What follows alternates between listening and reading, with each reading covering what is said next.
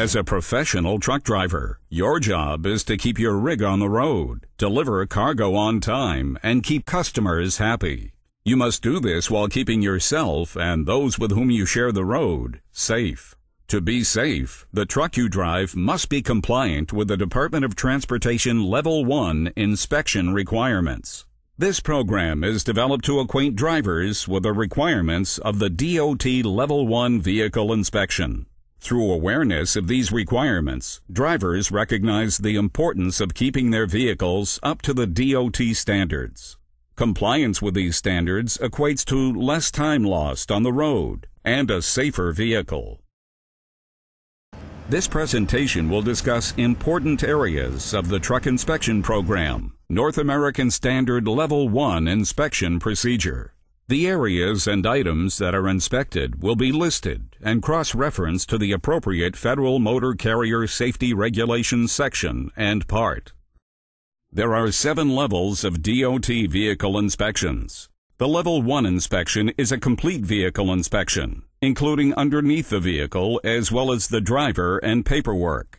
The Level 5 inspection is a terminal inspection, focusing only on the vehicle, and does not include the inspection of the driver and paperwork. We will only look at the Level 1 and 5 inspections. The remaining inspections cover specific areas concerning the vehicle and the driver, and will not be covered in this program. Passing the DOT Level 1 or Level 5 inspection entitles that vehicle to a Commercial Vehicle Safety Alliance, or CVSA sticker, which is good for 3 months. A valid sticker exempts that vehicle from further Level 1 or 5 inspections for the rest of the month in which the inspection occurs, and the following 2 months by other similar law enforcement groups, unless a critical inspection item or out-of-service violation is detected by an officer or inspector. The Level 1 inspection is performed by an inspector, police officer, or trooper certified by the Federal Motor Carrier Safety Administration and the CVSA. Your truck can be pulled over at any time by a certified inspector and inspected. We'll start the inspection with the driver's papers and follow the order of the CVSA inspection procedure, which starts at the front and proceeds counterclockwise down the left side of the vehicle, completely around and up the right side. Each point of the inspection will be cross-referenced, when possible, to the proper Federal Motor Carrier Safety Regulation, which concerns that area of the vehicle.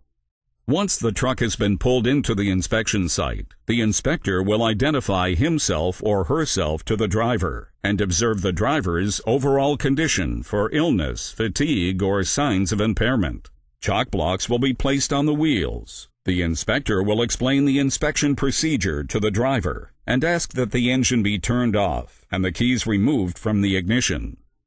The inspector will then check for seatbelt usage and condition, as well as inspect the cab for illegal presence of alcohol, drugs, weapons, or other illegal contraband.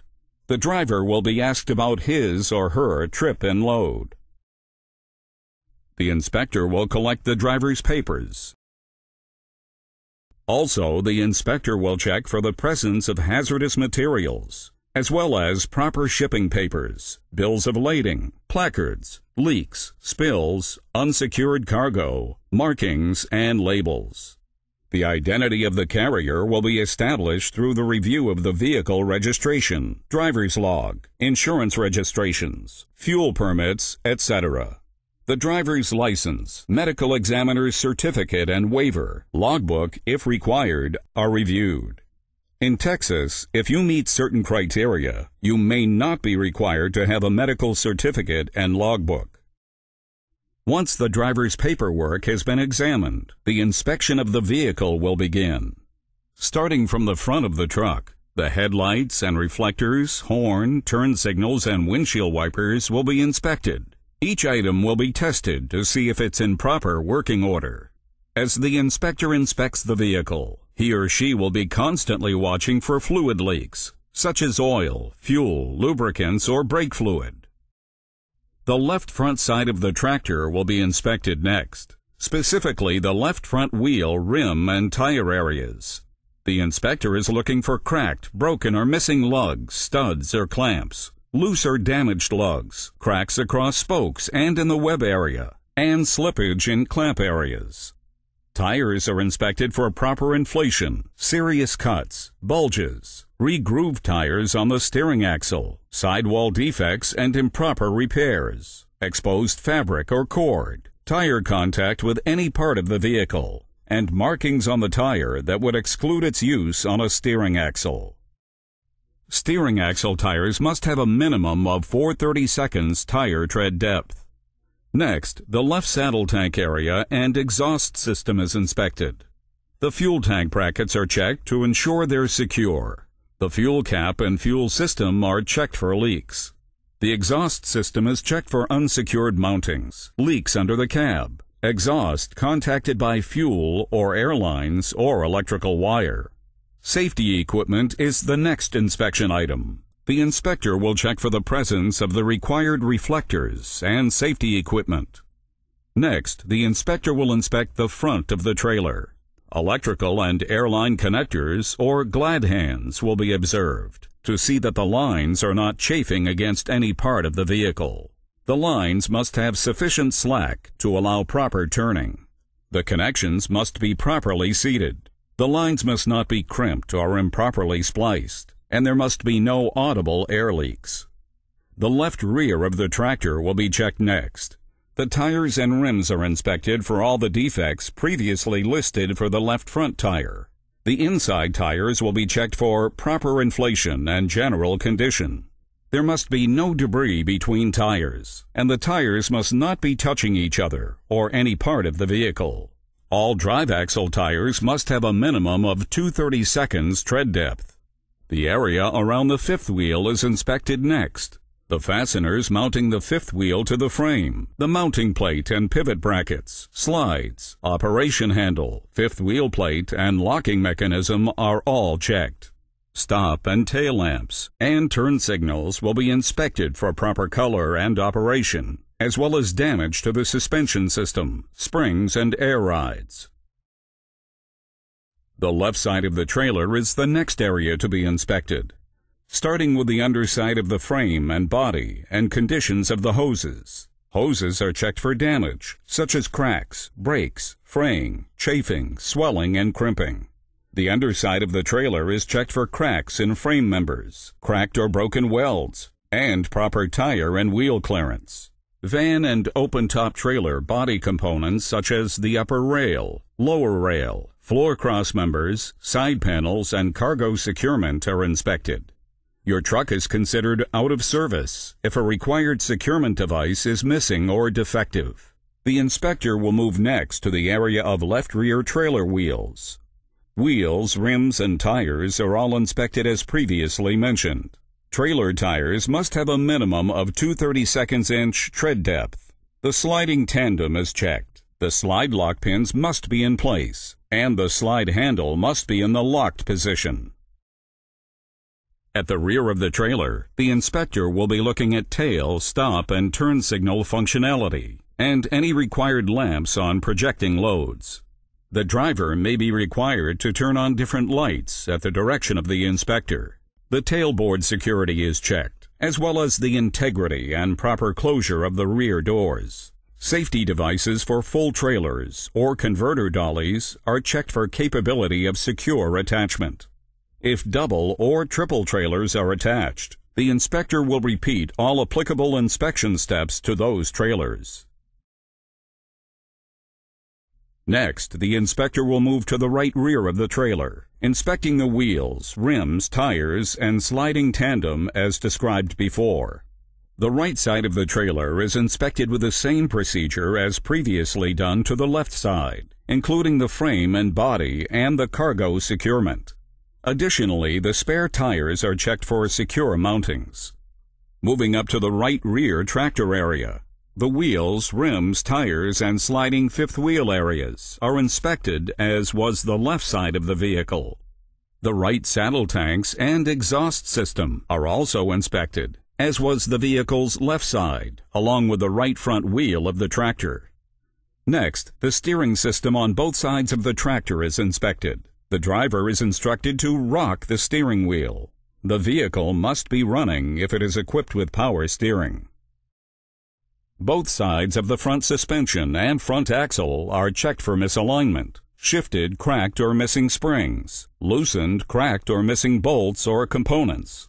The frame is checked for cracks, bends, sagging, loose fasteners, or any defect that may lead to the collapse of the frame. The inspector next checks the front brake chambers, mountings, push rods, and slack adjusters for parts that may be missing, non-functioning, loose, cracked, or contaminated by grease or oil. The inspector will move to axles 2 and 3 to inspect the suspension and brakes on both sides, as well as the 4th and 5th axles. The inspector will then check the adjustment on all of the vehicle's brakes. The air chamber, brake hose condition, air leakage, and push rod travel of each brake must be within the CVSA brake adjustment limit for that brake type. The driver will be instructed to apply the brakes and hold them in the applied position. The system pressure must be between 90 and 100 psi. It may be necessary to start the engine to build up the needed air pressure. The inspector will move from the front to the back of the vehicle, measuring and recording each pushrod movement. The results of these measurements are then compared to out-of-service criteria for the appropriate size and type of brake chamber. The brakes are also inspected for brake pad thickness, cracked, loose, and missing components. Should air leaks be heard by the inspector, a test will be performed, idling the engine and making a full brake application at 80 to 90 psi. A drop in pressure, indicated on the air pressure gauge, indicates a serious air leak in the brake system. The low air pressure warning device is also checked at this time, as well as inspecting the tractor protection system, which includes both the tractor protection valve and the emergency brakes. The vehicle is out of service when the number of defective brakes is equal to or greater than 20% of the brakes on the vehicle or combination. Finally, steering wheel lash and fifth wheel movement are checked by the inspector. After the inspection is complete, the inspector will fill out the inspection form, documenting all violations. Out-of-service criteria are checked to see if the driver or vehicle is out of service. If out of service, the inspector will determine when the driver may drive again and what procedures to follow to correct any violations. The driver must realize that the vehicle cannot be operated until all out-of-service violations are corrected. If the vehicle passes inspection, a CVSA decal is applied to the vehicle. A driver could get stopped again today, or he could get stopped tomorrow, or he could go for 6 months and maybe never get stopped. A current CVSA sticker is good for the rest of the month in which the inspection occurred and the following 2 months. The law enforcement agencies that do Level 1 inspections should honor that sticker that he gets, and they should not do another Level 1 inspection on him until that sticker expires, or unless a visible critical inspection defect is detected by an officer. This video was created to enhance safety in the operation of commercial motor vehicles on public highways. By recognizing the importance of keeping their vehicles up to FMCSA standards, drivers of truck and other commercial vehicles can keep vehicle downtime and violations to a minimum and increase the levels of safety for their equipment and themselves.